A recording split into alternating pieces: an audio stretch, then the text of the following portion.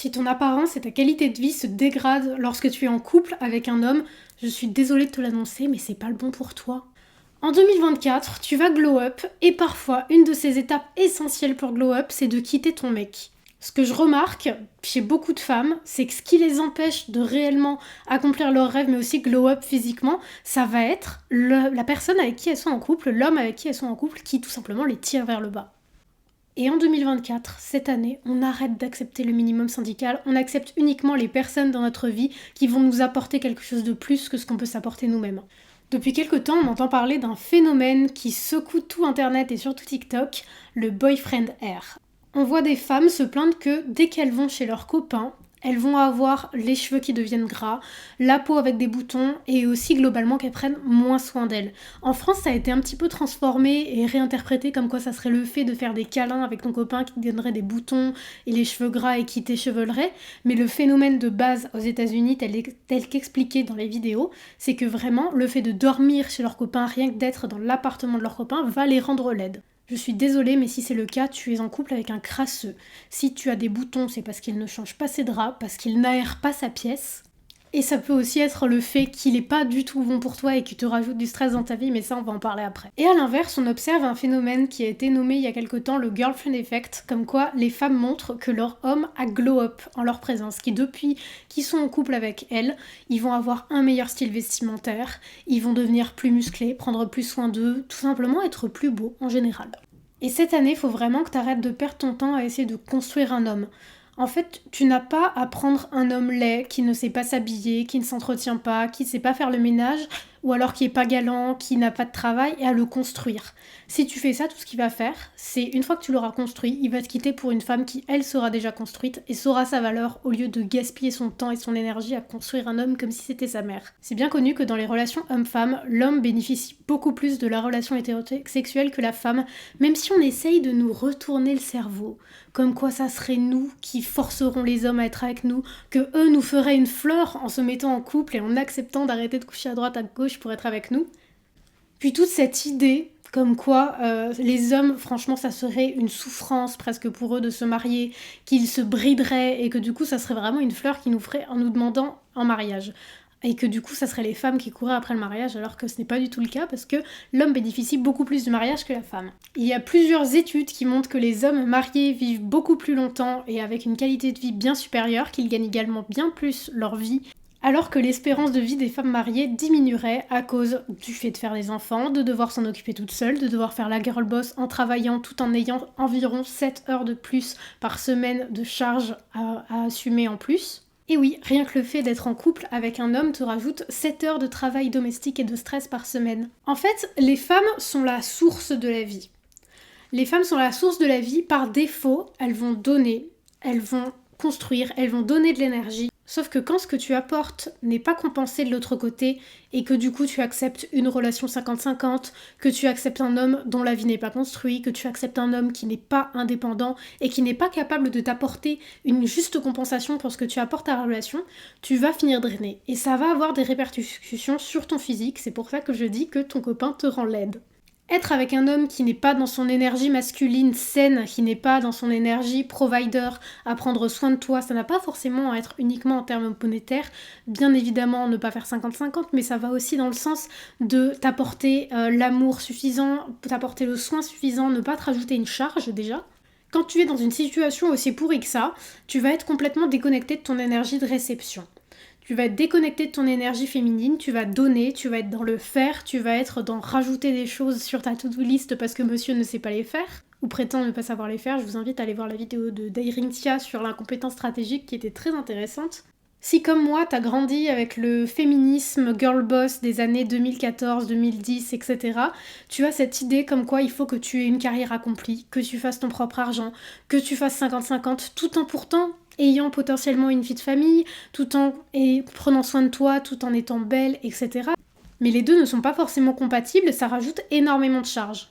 Et quand tu te mets dans cette situation de girl boss des années 2010, tu vas tout simplement finir drainé parce que tu as beaucoup trop de choses à penser et tes relations vont être complètement déséquilibrées. Tu vas vite prendre une place masculine dans la relation.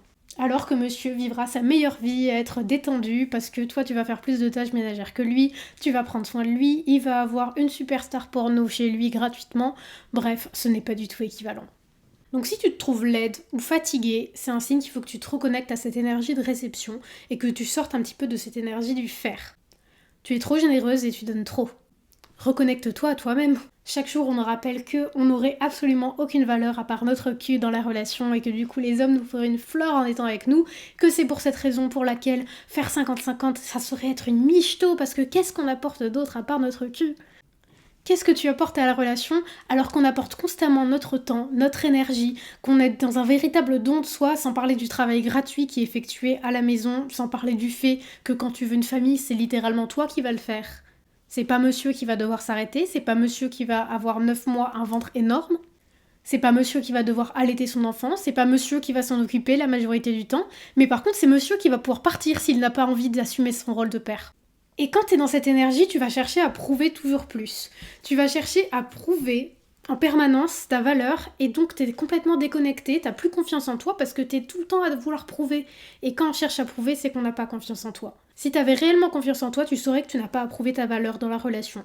Elle est juste visible et la personne avec qui tu es devrait la voir. Il devrait pas avoir à te dire qu'est-ce que tu apportes sur la table. On ne vaudrait rien. Par contre, tout le monde cherche à accéder à nous. C'est quand même étonnant, hein. Si on était des fardeaux, que les hommes se sacrifieraient pour nous épouser, pourquoi est-ce que tous les hommes veulent avoir accès aux femmes ? Pourquoi tu veux avoir accès aux femmes, en fait, si on n'a aucune valeur ? Si on était des chieuses qui draineraient leur temps, leur énergie, qui pourraient plus voir leurs copains à cause de nous, pourquoi tu veux être avec une femme ? Pourquoi t'es hétéro, en fait ? Si les femmes sont tellement des fardeaux, pourquoi tu ne vas pas baiser tes potes ? Tous les hommes hétéros qui disent qu'est-ce qu'une femme apporte à la table alors qu'ils sont les premiers à baver sur les femmes, etc. Franchement, tout ce qu'ils essayent de faire, c'est diminuer ta valeur. Ils le disent toujours à des filles super belles, super bien accomplies, etc. Parce qu'ils sont juste jaloux. Ils sont jaloux de toi. Bref, si tu deviens moche, c'est ton corps en fait qui te dit que ce n'est pas le bon. En fait, un homme avec qui tu es bien va te faire glow up physiquement. Que ça soit par exemple en investissant de l'argent aussi dans tes traitements. Par exemple, il y a un homme qui peut complètement te payer tes soins d'ongles, de skincare, etc. Mais sans parler même d'argent, rien que le fait d'être aimé correctement par un homme va te faire glow up. Tu vas rayonner, tu vas avoir des cheveux en meilleure santé, une belle peau. Si tu vois que t'as la peau terne, les cheveux ternes, voire de la masse qui tombe, c'est pas normal. C'est quand un homme n'est pas dans son énergie masculine qui va être en train de te drainer et de recevoir de toi. C'est à ce moment-là où ton homme va glow up alors que toi tu vas glow down. J'irai même plus loin en disant que le problème c'est si tu ne glow up pas dans une relation. Tu as besoin d'être dans ton énergie de réception pour être en bonne santé dans ta relation parce que sinon tu vas juste donner et ne rien recevoir. Tu donnes rien qu'en existant. Je t'invite à aller voir la vidéo sur le 50-50 où toute la première partie explique la valeur capitalistique des femmes sur le marché du dating. C'est un sujet un petit peu complexe, donc je t'invite à aller voir cette vidéo-là parce que je vais pas tout réexpliquer, ça prend du temps. Mais si je devais résumer, un homme bénéficie de ta présence. Parce que, en fait, le fait d'être en présence d'une femme dans cette société qui est très patriarcale, c'est un signe de statut social pour un homme.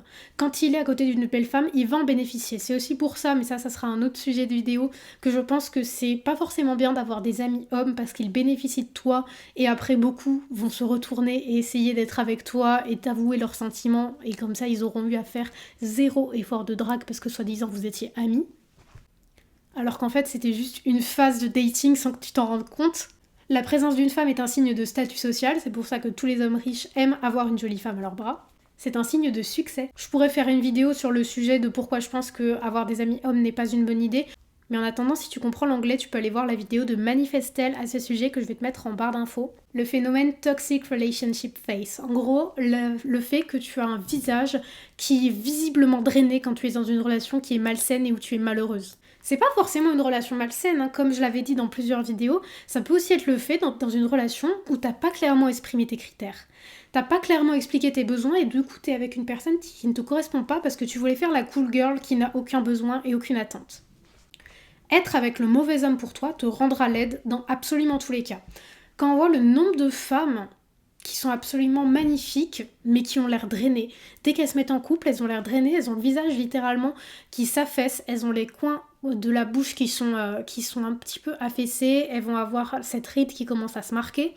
Si t'es jeune et que tu commences à avoir le pli qui apparaît comme ça ici, c'est un signe que tu n'es pas bien.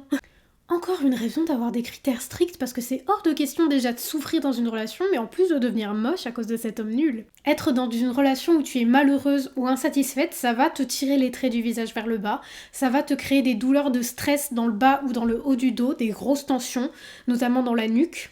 Ça va rendre ta peau terne, ça va rendre tes cheveux ternes parce que t'es tout le temps en train de te faire du souci. Ça peut être les filles qui ont tout le temps peur que leurs copains les trompent. Alors ça, bien évidemment, peut y avoir aussi le fait que certaines femmes sont vraiment en insécurité profonde et ça, il faut que tu travailles sur toi si t'es vraiment dans cette insécurité et faire la part des choses si c'est que t'es avec un homme qui te donne cette insécurité ou si l'insécurité est en toi. Mais dans tous les cas, tu ne peux pas prendre ce risque.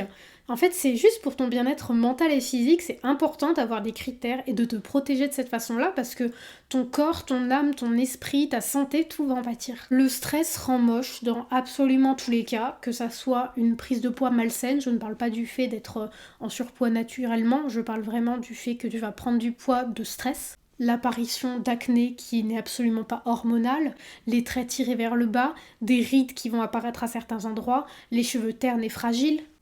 Et bien souvent, une grosse source du stress dans la vie des femmes, ça va être leur relation, surtout les femmes mariées avec des enfants, ça va être difficile.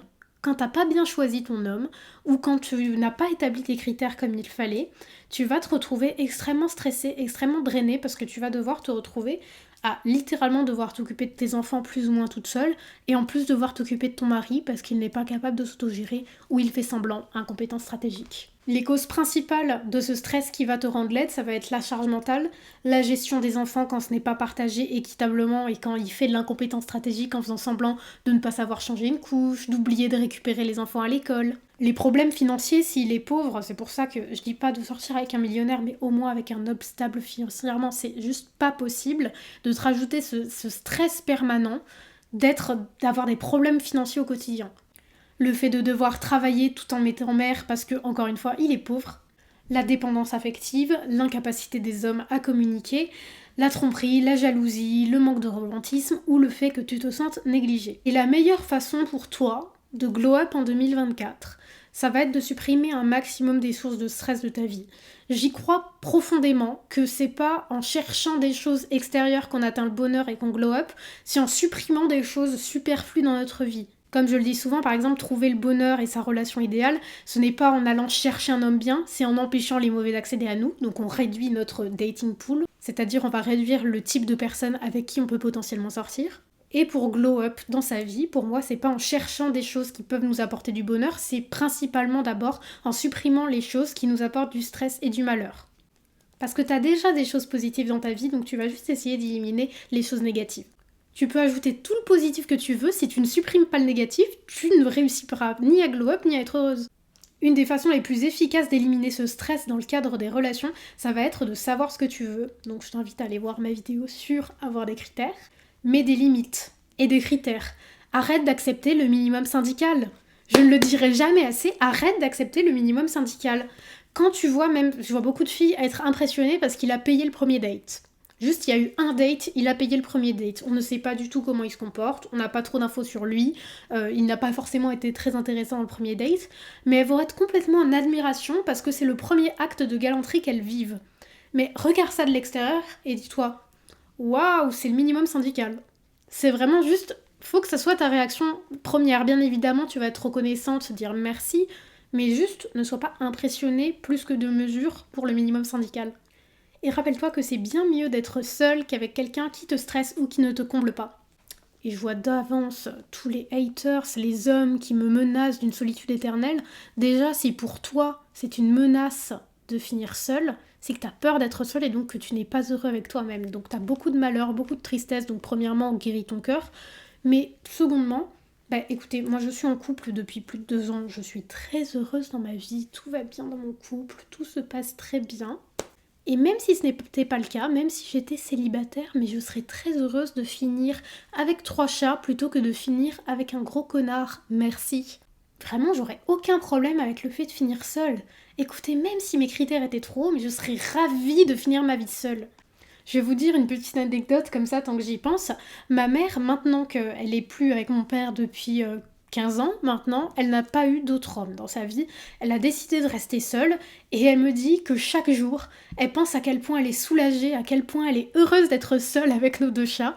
Vraiment, elle est trop heureuse. Elle me disait que quand elle était en couple avec mon père, ça lui rajoutait de la charge de devoir surveiller parce qu'elle pouvait pas le laisser seul avec moi parce que incompétence stratégique. Elle se sentait soulagée, en gros maintenant elle se sent soulagée parce qu'elle n'a plus toute cette charge, tout ce stress, tout ce malheur dans sa vie qui était apporté par l'homme. Elle est bien avec ses chats, seule, elle est heureuse, vraiment elle est sincèrement heureuse. Elle me dit que chaque jour elle y pense à quel point elle est soulagée de ne plus être avec un homme. Et dernier point, je voulais parler du Baby Daddy DNA, encore un concept que j'ai découvert sur la chaîne de Manifestel, vraiment c'est un puits sans fin d'inspiration cette chaîne, qui est selon moi la raison numéro 1 pour laquelle il ne faut surtout pas sortir avec un homme moche si tu comptes faire des enfants avec lui. Bon déjà parce que tu n'as pas à faire du bénévolat avec un homme qui ne t'attire pas physiquement, il y a énormément de poissons dans la mer, donc pourquoi tu vas prendre le plus laid d'entre eux alors que tu peux avoir un poisson qui te plaît. Vraiment, un homme qui ne te trouverait pas belle, il te donnerait même pas l'heure. Même si lui c'est un laidron, il ne te calculerait pas s'il te trouvait pas belle. Donc pourquoi toi tu vas faire du bénévolat et tu te crois vraiment trop superficielle de devoir aimer, si t'aimais les hommes beaux. Ce n'est pas superficiel d'aimer avoir quelqu'un qui te plaît physiquement en fait, c'est juste normal. Pourquoi tu t'imposes ça? Pourquoi tu t'imposes d'être tous les jours avec quelqu'un qui ne te plaît pas physiquement? C'est quelque chose qui m'échappe complètement. Arrête de faire semblant d'aimer les moches. Alors ça me fatigue, les filles qui disent oui j'aime les moches. Bah déjà c'est un petit peu insultant pour l'homme avec qui t'es parce que ça veut dire que tu le trouves moche au final. Et c'est juste se dégrader en fait. Est-ce que t'aimes vraiment les hommes moches ou est-ce que tu te sens pas légitime d'aimer les hommes beaux?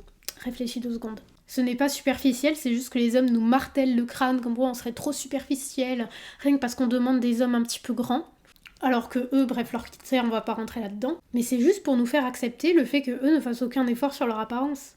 Est-ce que tu savais qu'en étant enceinte, alors bien évidemment déjà les gènes de l'homme vont bien évidemment affecter la beauté de ton futur enfant puisque c'est vos 2 gènes qui créent l'enfant, mais est-ce que tu savais que les gènes de monsieur peuvent aussi modifier tes gènes? Donc le fait d'être avec un homme moche va déjà rendre ton bébé un petit peu plus moche, mais va aussi te rendre un petit peu plus moche. Je t'explique. On sait tous à peu près comment ça fonctionne. Quand le bébé est en train de grandir dans le ventre, il y a un échange de tes gènes vers le bébé. C'est-à-dire, voilà, il y a un échange mutuel de différents fluides, de plein de choses, etc. entre le bébé et la mère. Sauf que cet échange, il est à double sens. C'est-à-dire que le bébé, il va aussi renvoyer certaines choses. Donc je suis pas scientifique, franchement, regardez un petit peu, il y a plein d'études à ce sujet. Mais en gros, puisque lui, il a des gènes du père, tu vas recevoir un petit peu des gènes du père aussi, parce qu'il y a cet échange mutuel avec ton bébé qui, lui, a des gènes du père.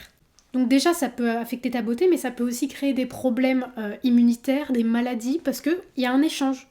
Ce qui fait que les gènes de ton bébé qu'il t'envoie, donc avec une partie des gènes de l'homme moche avec qui tu es, ils vont altérer tes gènes à toi. Et donc, il y avait une fille qui racontait que avant, sa mère avait les cheveux parfaitement raides. Alors là, c'est pas du tout un exemple de laideur, c'est juste un exemple comme ça, comme quoi ça peut modifier. Elle avait les cheveux raides. Et après avoir été enceinte, à partir du moment où elle a été enceinte, elle a eu les cheveux qui ont commencé à boucler, mais des vraies boucles, et maintenant elle a les cheveux bouclés. Bref, à travers cette vidéo, j'espère t'avoir motivé de 1 à sortir avec des hommes qui te plaisent physiquement et de 2 à surtout, encore une fois, éviter les relations toxiques parce que ça a des affects profonds sur ta beauté physique et sur ta beauté intérieure, sur comment tu te sens. Bien souvent, si tu es plus laide et que tu souffres du boyfriend air dans ta relation, c'est que tu as des insécurités qui sont créées par cette relation et des choses négatives qui affectent ta santé. Je t'assure que d'être avec le bonhomme, ça va te faire briller, ça va te rendre plus belle, ça va te faire glow up, ça va t'inspirer à être toujours plus belle. Je vois que depuis que je suis avec mon copain, bah écoutez, je me prépare tous les jours, j'ai les cheveux vachement plus beaux, mais on m'en fait des remarques. Hein. Vous regardez des vidéos de moi, enfin du coup je les ai supprimées, donc je vais essayer de trouver des photos, mais vous regardez des photos de mes cheveux il y a 2 ans, ça n'a rien à voir avec aujourd'hui, là franchement, ça n'a rien à voir. Je n'ai plus aucun bouton, alors qu'avant vraiment, mon front c'était une calculatrice. Mes cheveux ont poussé extrêmement vite, je suis globalement en meilleure santé, j'ai plus d'énergie, ça me motive aussi dans ma vie à faire plein de projets, à faire plein de choses, à poursuivre mes rêves, j'ai beaucoup plus confiance en moi parce que j'ai quelqu'un qui constamment m'apporte plus de confiance en ayant confiance en moi, même si de base j'ai confiance en moi. J'ai même l'impression que mon visage est plus harmonieux, que mes traits ont changé. Ça a changé ma façon de m'habiller, de me tenir, vraiment rien à voir. Je t'assure que le jour où tu trouveras le bon homme pour toi, ça va faire exactement le même effet, que ça va modifier ton apparence pour le meilleur. 2024, ça va vraiment être ton année, et s'il faut quitter ton mec pour avoir une bonne année, fais-le.